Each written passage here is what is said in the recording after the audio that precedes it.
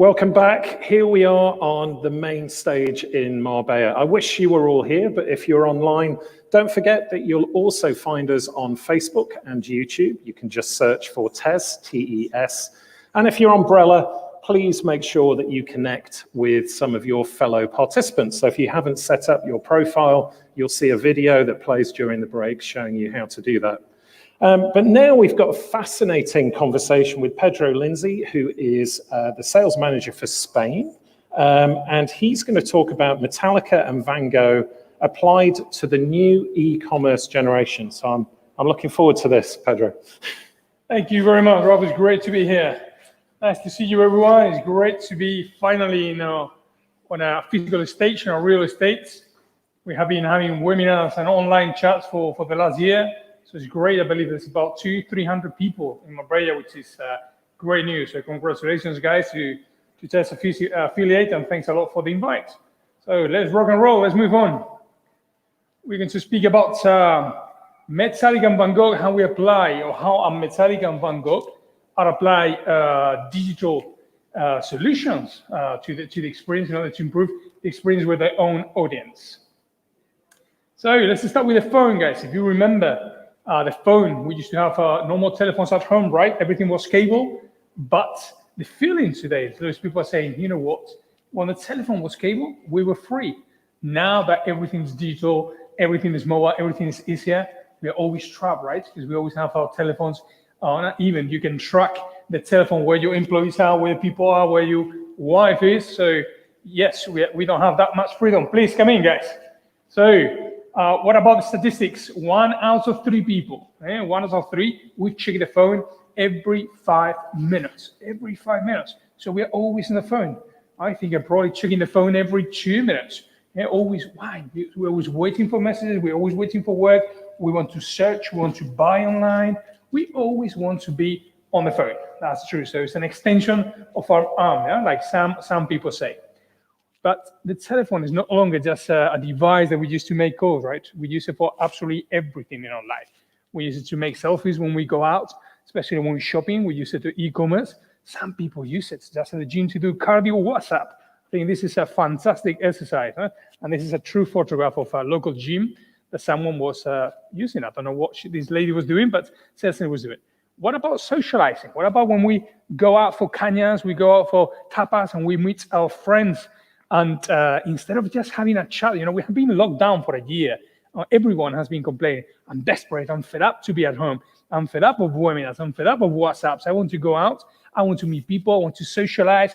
I want to go to restaurants. But then we are there with our friends, and we're still on the phone. We're still connected with somebody else who's not there, because that person could come, because we want to share the menu that we're eating, the drinks, look at the selfie, whatever. But again, on the phone, on the phone, on the phone. I need a break. I need to come to Marbella. It's a great place, a nice beach, and I want to relax. But even so, we will have 2 hands, one to relax, one to be connected, right? We are always going to be there. That's life. What about this photograph? I'm not sure if you guys in the audience or people at home or on the other side of the screen, have you seen this picture before? This picture was badly criticized. I really want you to think about it. Think about this photograph. We will come back at the end of the session, and I really want you to be objective. Think what you really think about this. Be honest, okay? And the statistic of the day. According to statistics, 17% of European ladies, they use the phone while having sexual relationships, while intimating. Okay, 17% of them. So why do they need a phone? What do they do? I have no idea. But this is real statistics. Even in these aspects, we use the phone. So did you feel identified with this? Come on, let's be honest. Do you feel identified? Think about it. I don't mean only the 17%, okay? I mean with everything we have said so far. Do you feel identified that we use the phone too much sometimes, especially in real life? Do we use it for absolutely everything? We're always connected? I believe so. Well, good morning, everyone. My name is Pedro Lindsey. It's great to be here. I'm a digital consultant. I'm specializing on e-commerce solutions, especially next generation of e-commerce for retails and for many of the different verticals like banks and fashion, obviously, and all kind of I think all kind of industries where you need an e-commerce. I'm also a lecturer in digital markets at different European schools, and I love teaching, I love learning, and it's great to be here. Feel free, those are my contact details, especially LinkedIn. If you want to link with me, it would be great. So let's start with Incentro. So how many people here at home do you guys know Incentro? Do you know my company? Okay, most of you obviously, yeah? Not many people know Incentro. Most of you know our projects, what we do, but unfortunately, we don't know Incentro. It's a typical huge company that's behind so many great websites, so many huge companies, but we don't make the noise. We are a company that we feel that working hard and showing our work is good enough, and we don't have to do much branding. Okay, so but who we are? Okay, with this, Incentro is a digital firm, so we are a digital consulting firm. We are based in Spain, in this country. Obviously, we have 3 offices: 2 in North Spain, Santander, and 1 in Madrid. We have loads of offices in the Netherlands, which is where we come from. Also, we opened in Africa, in Kenya, Nairobi a few years ago, 4 years ago already, and it's doing great. We have been in business since 1996, 25 years. Imagine how much has happened in the digital industry, in the IT industry for the last 25 years. We have done a lot, and we're still learning, improving, and doing so many things in this amazing market. So 13 offices, as I mentioned, in those 3 countries. Hopefully, we will have 17 offices by the end of the year if everything goes okay. And we're aiming to do our business 3 times in the next 5 years. Our small team of 400 consultants, very dynamic and very great. We have done over almost 5,000 projects, I think 4,500 according to marketing.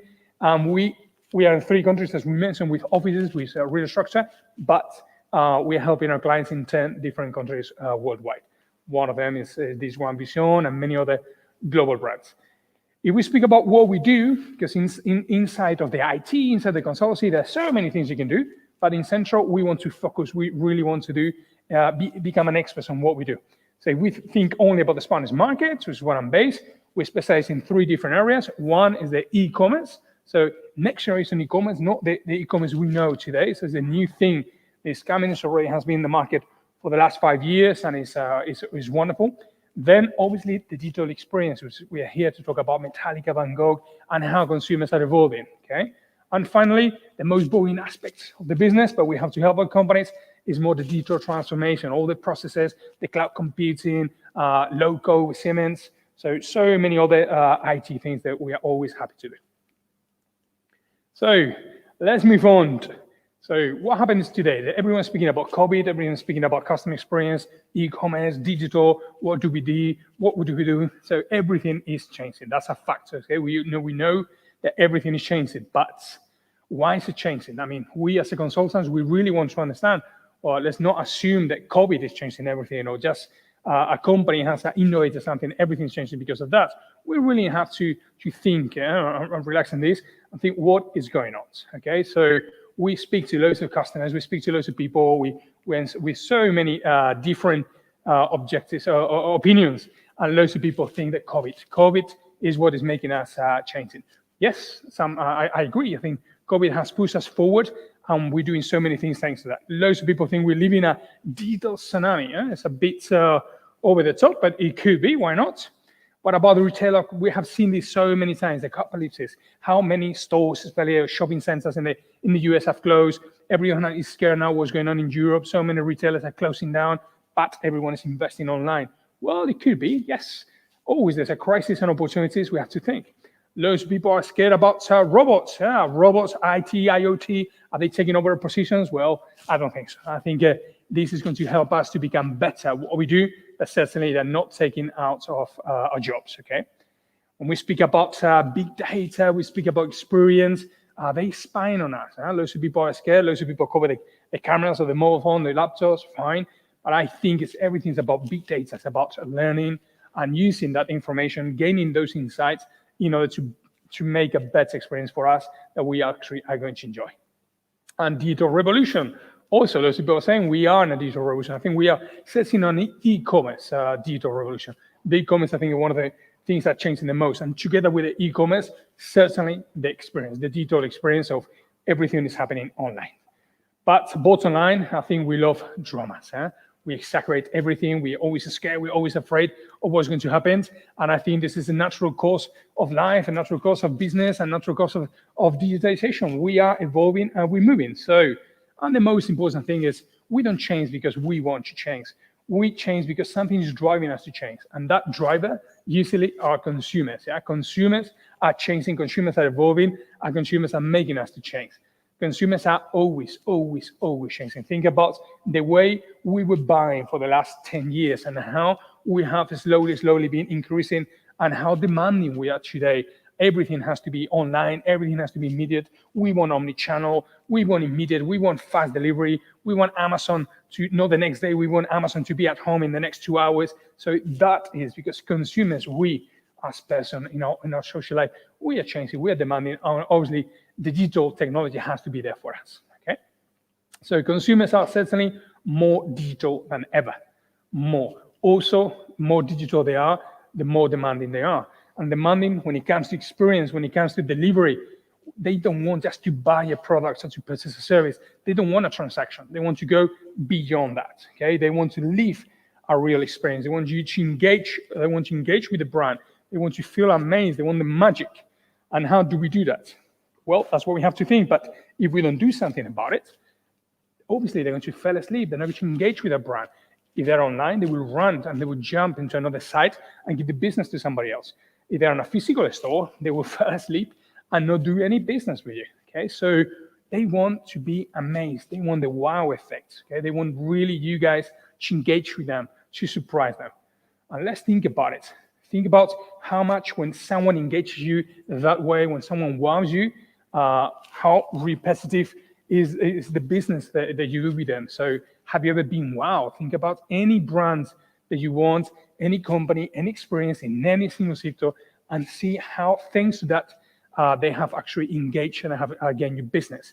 We can think about guerrilla marketing or street marketing, how big brands, especially fast-moving consumer goods like Coca-Cola, Sprite, Pepsi, and so on, how they go out to the streets to look for that mass market, and they want to do actions that actually they're not very expensive, they're really creative, and they're really engaged with a huge audience. Look at this, just by painting only one line, so probably 50 euros of cost, and you have a great campaign, and then everything is going to be online, and that experience is going to be shared through WhatsApp, through different platforms, okay? Same thing with McDonald's. So many things happening outdoors that are great experiences. IKEA, I think, uses the transport public a lot to push the furniture, and I think it's also brilliant. In the retail fashion, what about this way to engage using omni-channel solutions? How you take the digital to street marketing?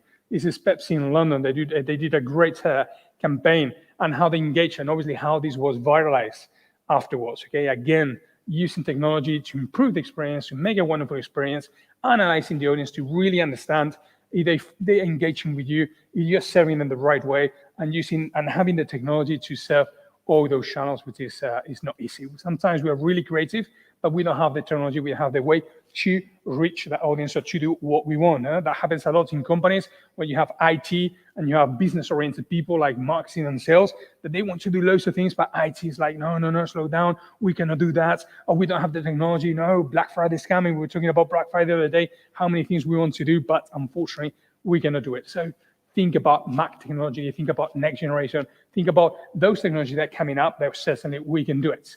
Getting creative is about applying creativity to the packaging even, okay? So just selling chicken in a completely different way. Or if you want a restaurant that people are fed up just the normal restaurants and they want to go something over the top, you can do it. I think this is happening tonight in Marbella, right? So this is the dress code for today. So there are loads of things happening in the retail, in the online industry, in the fashion, and we are learning a lot. Look at Amazon, a pure player, traditional. They started selling books and they evolve, and now they're opening physical stores that they're all digital. Okay, I don't know if you've ever seen or been in any of these stores, but you know that you don't have to pay. You don't have to. So obviously you pay, but through near frequency technology. Okay, so you don't need to speak to people. It's like being a virtual store. Right? It's an amazing experience.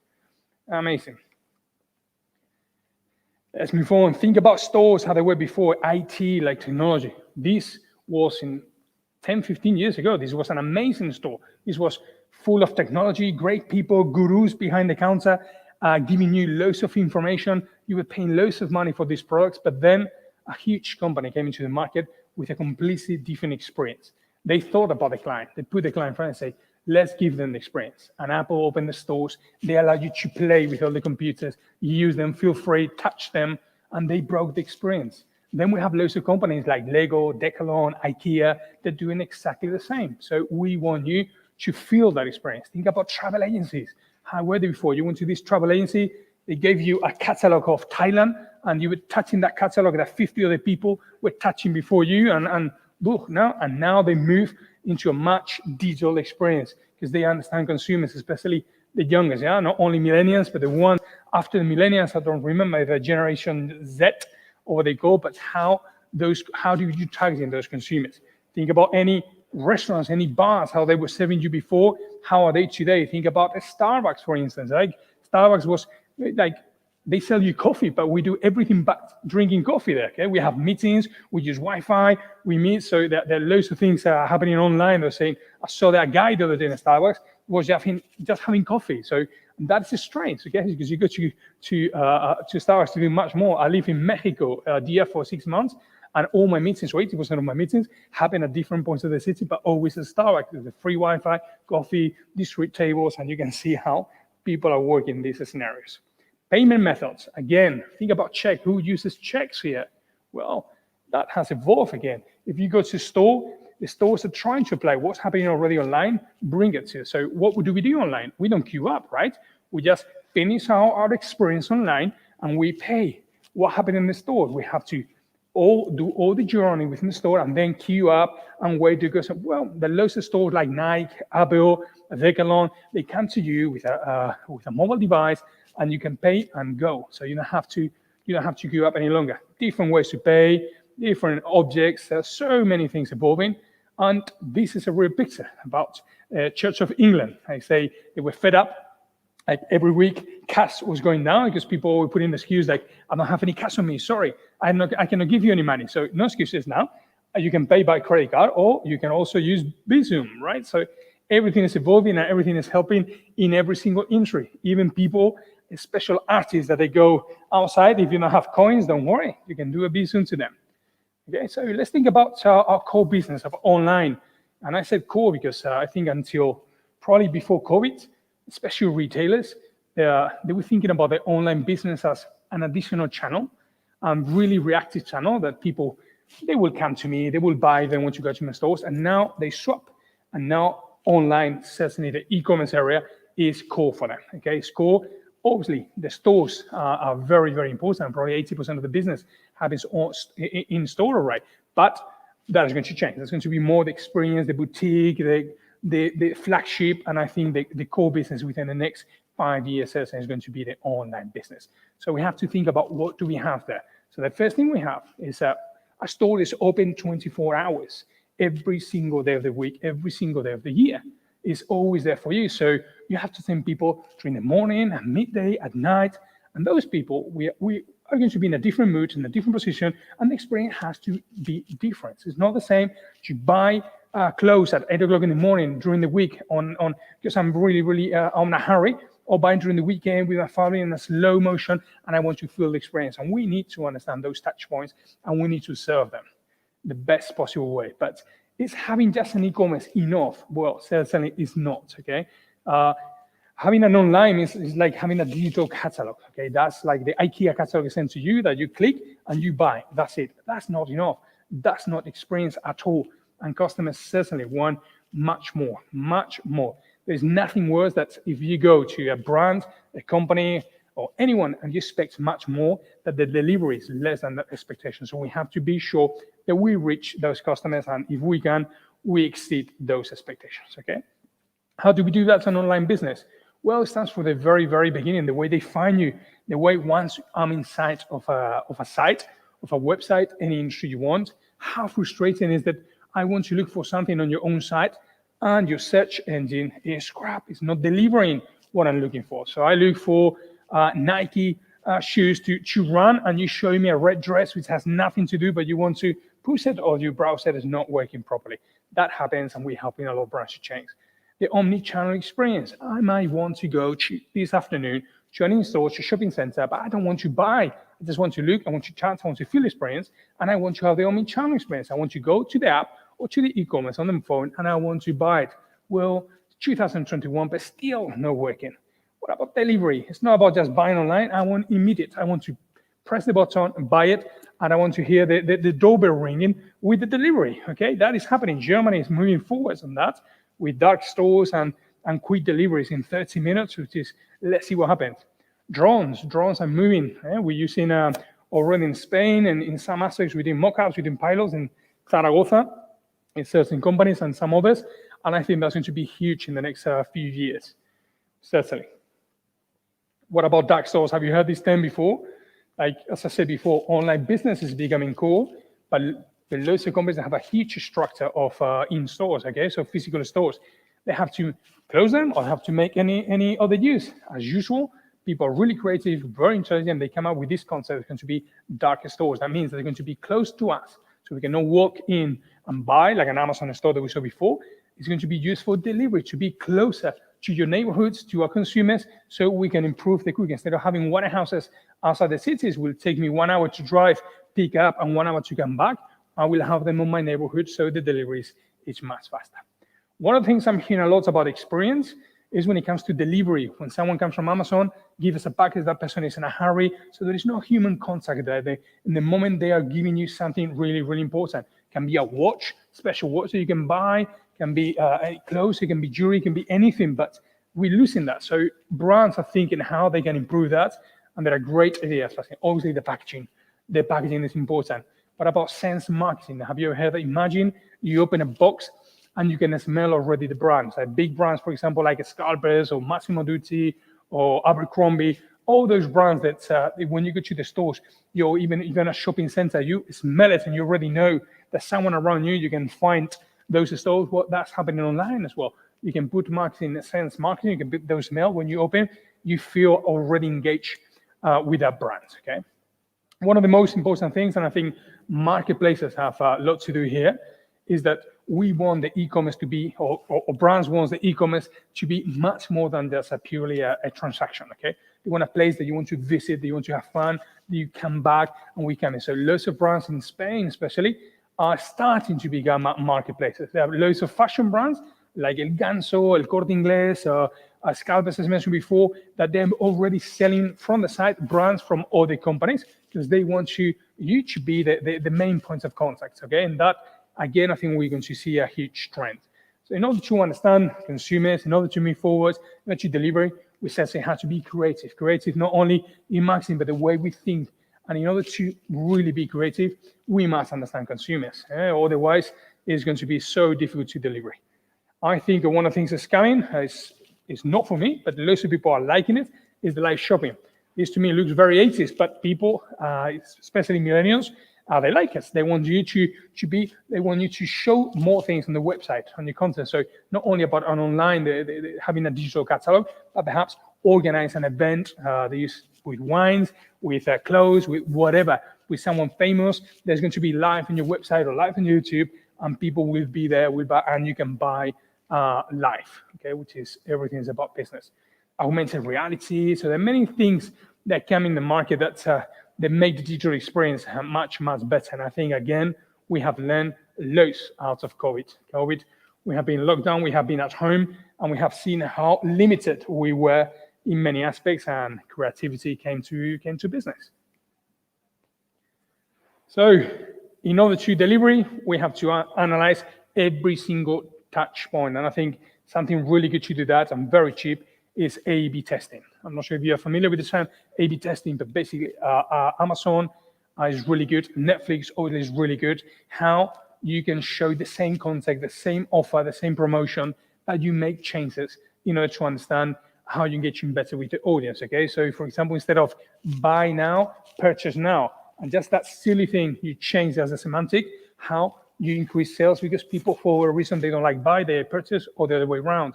Netflix, what they do, they show you exactly the same film or sitcom or whatever, but they show you each time you come, if you don't click, if they don't generate interest after you, they will change the image, the creativity, until they engage with you. And then they will understand what makes you buy, okay? Because you like when you see action, or when you see something romantic, or when you see a visible person there, and they know that, and big data keeps analyzing that information and deliver to you the right content at the right time.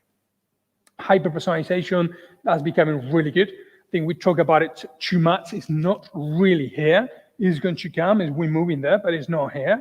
That means I go to a website, I go online, and the company already knows me. And because they know me, the creativity, the delivery, the pricing, everything will be addressed to me. I think today that's much easier in a B2B environment rather than B2C. B2C is a mass market, it's huge. But B2B, special companies that like Teka, for example, or Audi, that they will have a few buyers, you can deliver that personalization, hyper-personalization in a much easier way. One of the things also is we are really concerned about is to make things easier. We have to think that after COVID, we have loads of new digital consumers, and not new, they were young, but adults that for whatever reason, they were not buying online, they were not e-commerce solutions, so they're starting now, and because they are not digital native, they find it very difficult to use these technologies. They get lost in a website or an e-commerce, especially frustrated when an e-commerce doesn't work on an app, on a mobile phone, right? So we have to make it really, really easy for them.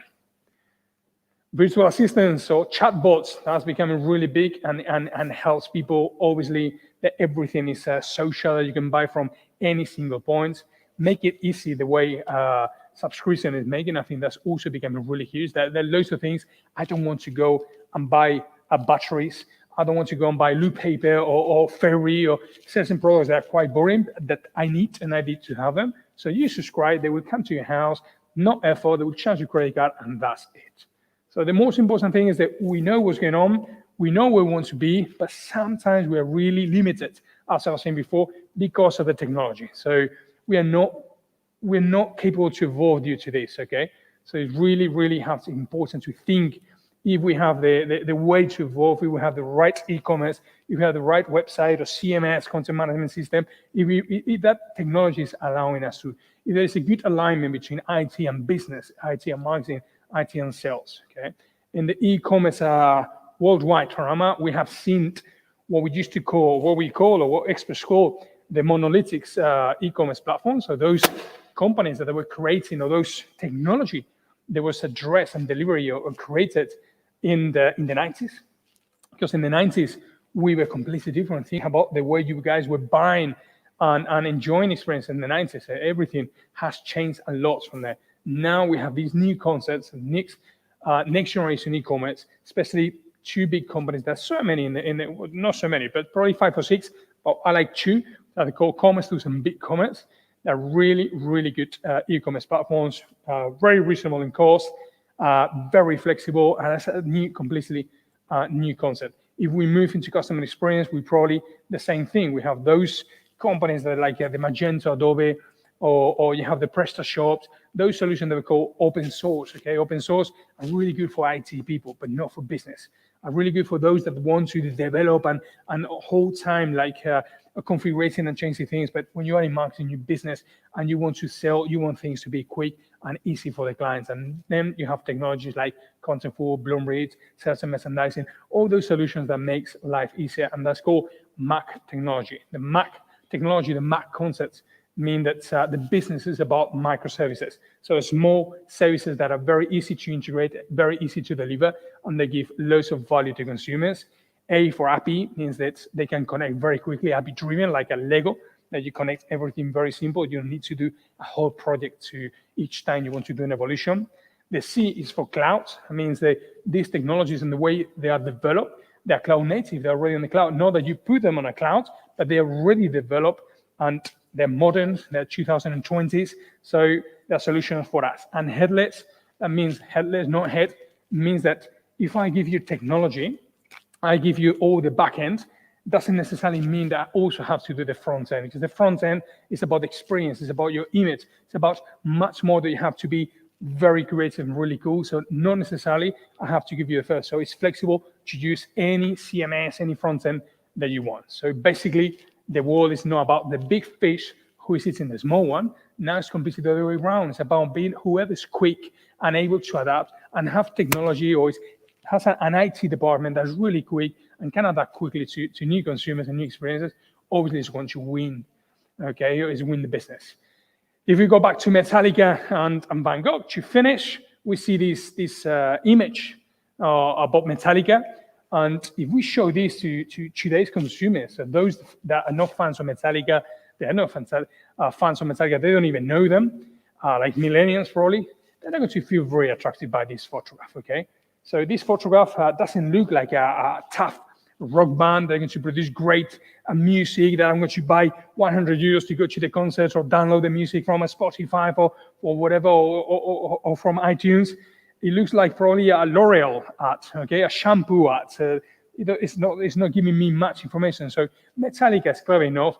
They know how to adapt to new markets, and they also change the front end, the CMS, okay? So they have to evolve, they have to analyze consumers, and they are changing and adapting to what is going on. So the same thing we have to do with technology, especially with the e-commerce.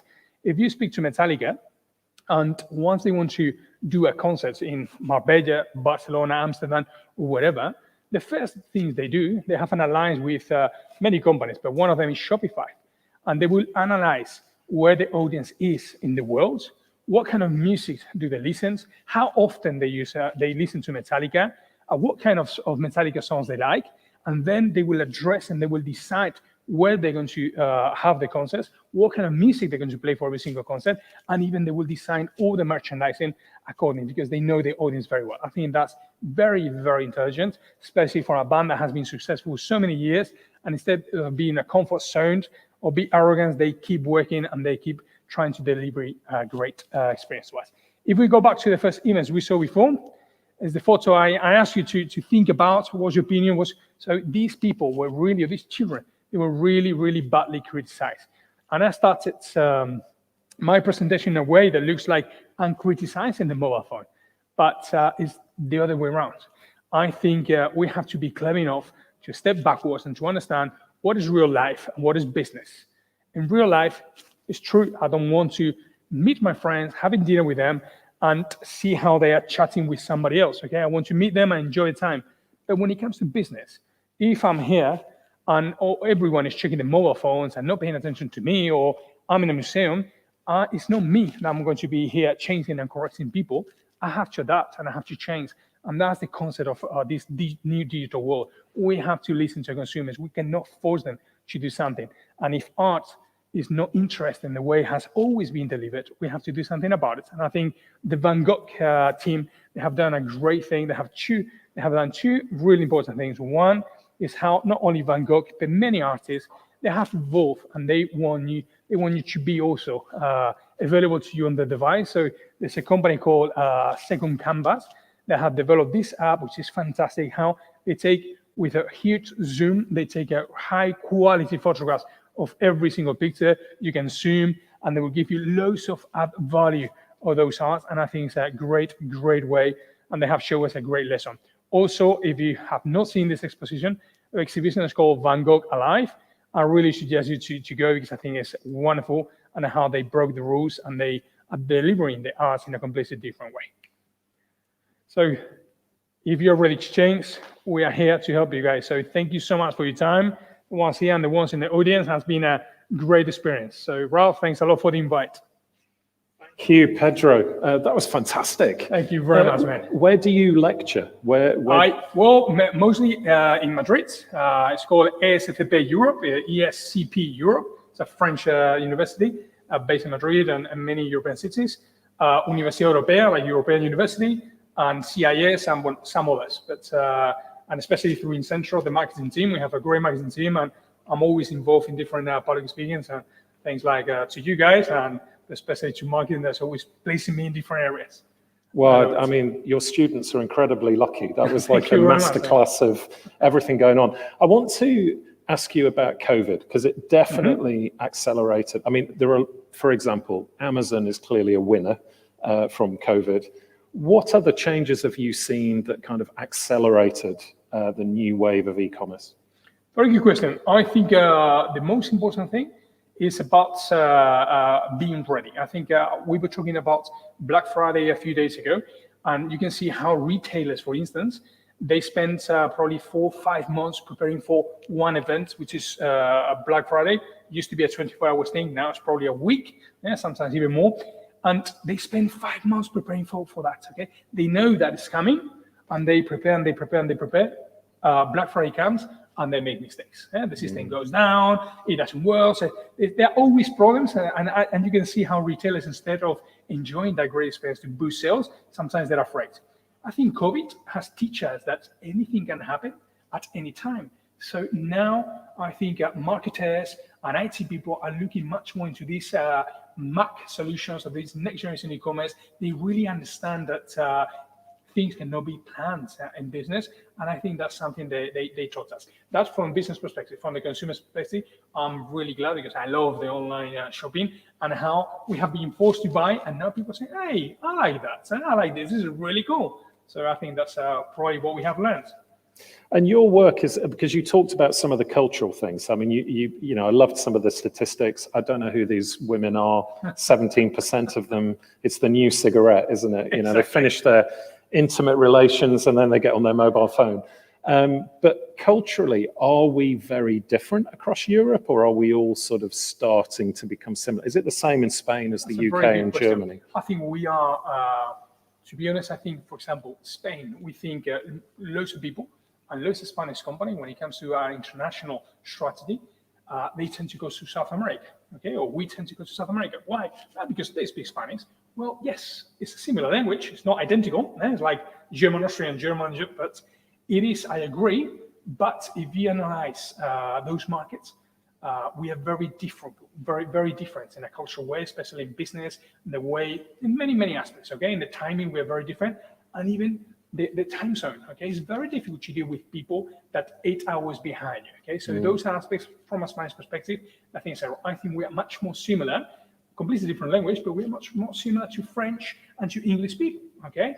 Now, if we ask, I come from a Dutch company, right? So my headquarters are in the Netherlands. If you ask them, they will have this stereotype that in Spain, we drink a lot, we sleep siesta, we don't work much, we're always partying. So we have those cultural things. But when it comes to business, I think Spain is too conservative, okay? If you analyze the UK, France, Germany, they're always ahead of us, sometimes 2 years, 4 years ahead of us in technology, because they think in business and they drive business and they're much, much quicker. They are, as a matter of fact, if you think the technologies we are promoting in the Spanish markets, they're huge in Germany, they're huge in the UK, they're huge in Benelux, and now they're new in Spain, okay? So 2, 3, 4 years behind. So those are one of the most important aspects. If you think about projects, well, Germans care a lot about money, being on time, about money. UK is more conservative. It takes time to close business with them, but once you close a business with them, it's a long term. And Spain is more about what are my competitors doing, what's the neighbor doing, and then if they're doing it, I will do it as well. I'll be more reactive. That's fascinating, isn't it? Because I mean, these stereotypes have been around for a while, but Indeed. we're all using the same platforms. So you imagine things change, but yeah, maybe not. I mean, the other thing I noticed in Germany as well is about privacy. So if somebody's talking to me and they're worried, you know, their webcam doesn't work or something on their computer, I would say more times than not, they're German. They seem to be very educated about these things compared to the rest of us. Also, Rob, we have to think that the cultural difference are not that big, because sometimes you speak to companies in Spain that you want to sell them a project, you want to help them, and the decisions are made in the Netherlands or in France, because globalization, or you speak to someone who's British and is running Leroy Merlin or Decathlon in Spain. So that's also a fact that you have to understand who is going to make the final decision, because sometimes it's a British guy in Spain. Yeah. If you have a question, please do ask it. The questions are coming through to me on my iPad here. I'm not looking at my mobile phone doing something else, augmented reality version of Pedro. So yeah, if you've got a question, please ask. I've got a couple more questions. So psychology and also ease of use. I thought it's fascinating with your Mac approach. Your approach. One of the big things that certainly I've learned in my career is if you make it hard, and I mean I've got to click 3 things to find the live stream, I don't go there. No. And it's not because I don't like it, but I've just got other things or I'm distracted. How much is that playing? Because if you think about Amazon and Netflix, I mean, Amazon's got the 1 click to buy. That was very early in Amazon, actually, in their history. Netflix is much more visual and personalized, so it's just making it easy, isn't it? Recommended, top 10. Is that kind of approach something that you recommend to your clients? Indeed.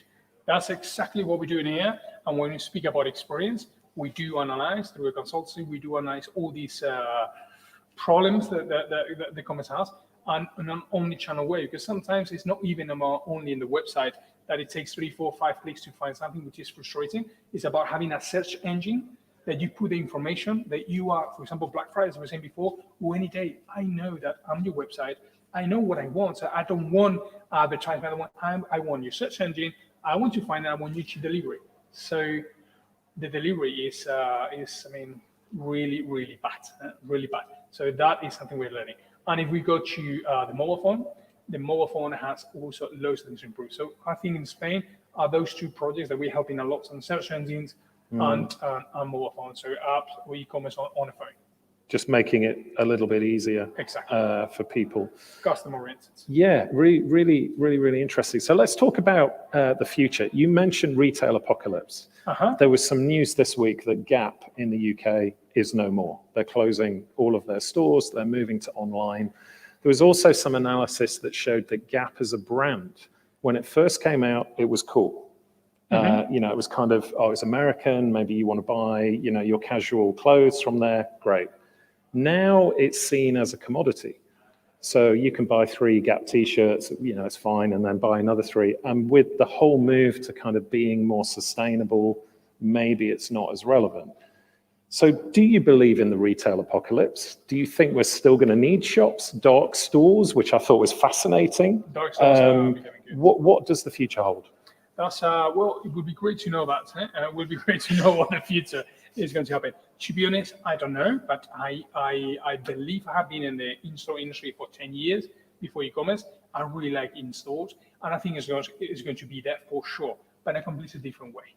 So we are going to see a different concept of stores, much more experience, much more life. So we have to understand first what consumers want, and I think we don't even know what we want. So if, like, for example, now everyone has been locked down, and the first thing comes to your mind is that you want to go out, and you want to go out, and you want to go out, and then you're going to change our mind.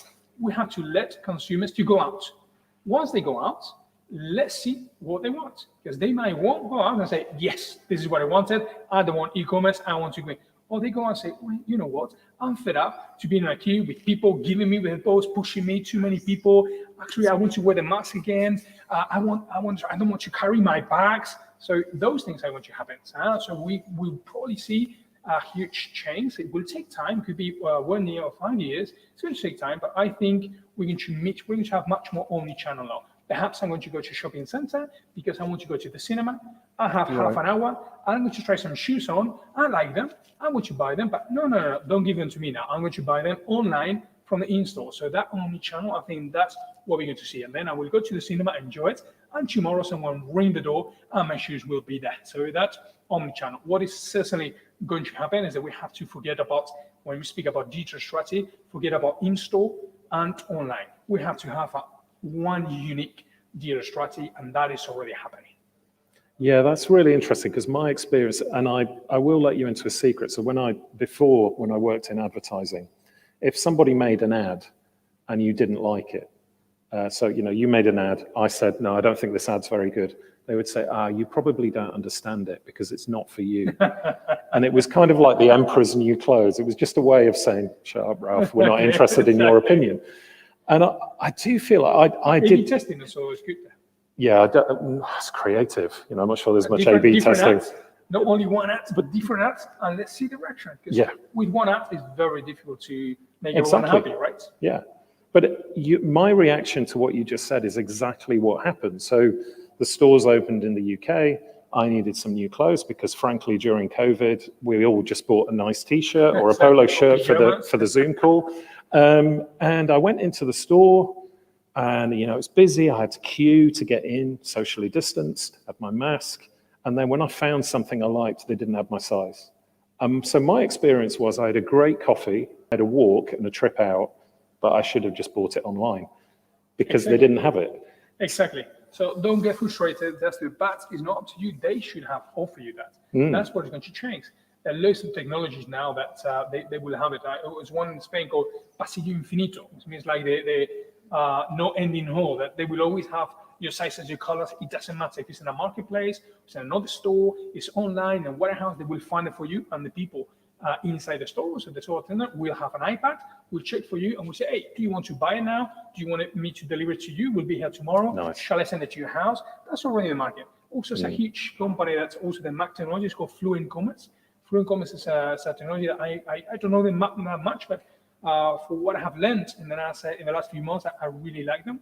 They do this for you, but not only that, they also help you, which is really good for business, is that, let's say, for instance, you don't have the shoes that you want, and also they don't have the t-shirt that you want. And they will have one shoes, or they will have one shoe in one store, and in the warehouse, or in the warehouse, they will have one shoes, and in one store, they will have your shoes and your t-shirt. What retailers do today? Always warehouse first. Oh, yes, they have the shoes. Don't worry, I will get the shoes from the warehouse. One packaging and one delivery time and one cost to delivery. And then the t-shirt, oh yeah, the t-shirt is in that store. Another packaging, another timing. So you will have two deliveries, different deliveries, and the store will have much more cost. Fluent Commerce, they will do an analysis with all the channels and they say, yes, the warehouse has it, but this store, they have them both. Let's get instead of warehouse, let's get the goods from this store and I will deliver it tomorrow or in the store, less cost, quicker, better service. I mean, that is something, I don't remember the technical name of Fluent Commerce. It's like a content management, I don't remember, but great solution. And also that's changing a lot and that's happening already now. It's interesting what's going on behind the scenes because again, I'm referring to the UK, but Amazon have got the next day or even same day if you're in London. And as far as I'm aware, for men my age, there's only one brand that really has kept up with that, which is a company called Next. We work with Next. Great. The search and merchandising of Next, if you check, they have a brilliant search engine because they use one of our technologies called Bloomreach. Well, I just teed that up there for you, didn't I? But yeah, I thought it was interesting that Next are able to match that. It's a different courier, which is, the logistics part of me is thinking that's interesting. Why is it not the same network? But it's not, somebody else. Nobody else has been able to keep up with Amazon. So, it's kind of I don't know. And actually, I did have one final question because I know we're coming towards time. Shopify. You just mentioned them in passing. Great Canadian company. They're everywhere, aren't they? They are. Too many places, I would say. Shopify is, I have lots of respect for Shopify. They have great, but it's not my thing. It's not my thing. Why? Shopify, I think it's a Canadian company. Now, I would say originally from Canada, but worldwide. Huge multinational. They have grown, especially COVID has helped them a lot to street sales. But it's a SaaS platform, but it's a solution that's only for small commerce, local commerce. It's very good because it's a plug and play, very easy. It helps, but once you want to do more things, for example, international markets, if you're a company that you grow and you are already in 5, 6, 7, 8 countries, you will need to have 7 different stores, manage those different stores, do loads of developments. So it is great company, great solution, but it is what it is for the small organizations. If you work for big companies, as I was saying, Leroy Merlin, Decathlon, Next that you're mentioning, they cannot work with Shopify. They need next generation e-commerce, they need completely different. On the other aspect, one of the things I think I really like about this new concept about Mac technology, Mac is like saying Lego or Amadeus is really democratic, is really flexible. So you have the core of the business with commerce tools, for instance. You will have or big commerce, which is more better than Shopify in that line, like mid-market.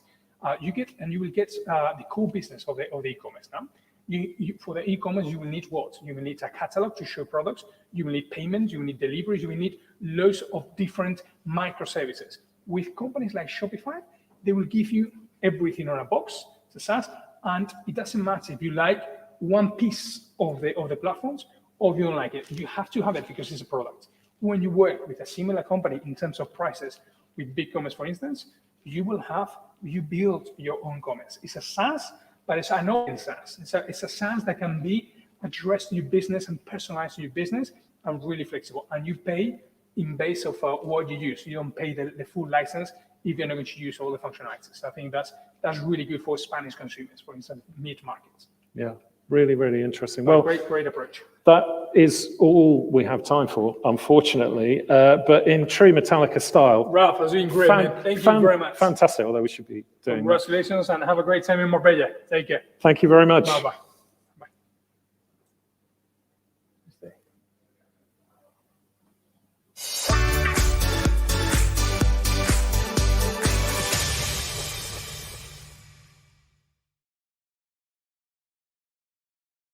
In the past 10 years, Crack Revenue has been working hand in hand with affiliates. We feel blessed to have thousands of brand ambassadors across the world that proudly promote both Crack Revenue and our most profitable brands. Because of this, we want to help them succeed by doing everything we can, from dedicated affiliate managers to 24/7 live chat support, to newsletters and blogs packed with insight and expert advice. We also update our Crack Revenue platform on a monthly basis, providing more tools, more features, and more creative content for affiliates to use. Not only do we want affiliates to follow the whale, but become one as well.